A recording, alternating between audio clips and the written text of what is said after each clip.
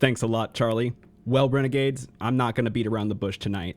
Despite the amazing game winner by Yakov Trenin, there is no doubt who was the star of this game. So once again, Filip Forsberg is the topic of tonight's One Big Stat. Now, in tonight's miraculous 4-3 comeback victory for the Nashville Predators over the Colorado Avalanche, Filip Forsberg did open the Preds scoring, tying the game at 1 late in the first period, which coincidentally was Cody Glass's first point of the NHL season. And then the most important goal, the game-tying deflection from the side of the net to tie the game with just 38 seconds left with the empty net.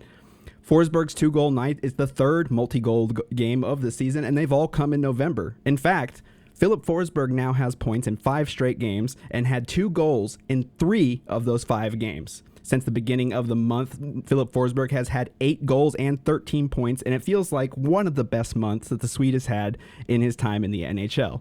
So let's take a look at that.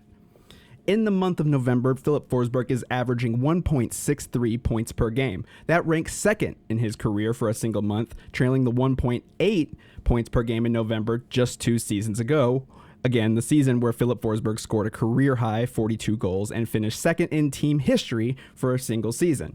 In fact, Filip Forsberg's 1.24 points per game this season would be the highest in his career, and his goals per game at 0.53 is second again to the 21-22 season. So obviously there are a lot of parallels between this season starts and 2 seasons ago, where again Filip Forsberg scored 42 goals, becoming just the second Nashville Predator to score 40 goals in a season alongside teammate Matt Duchene.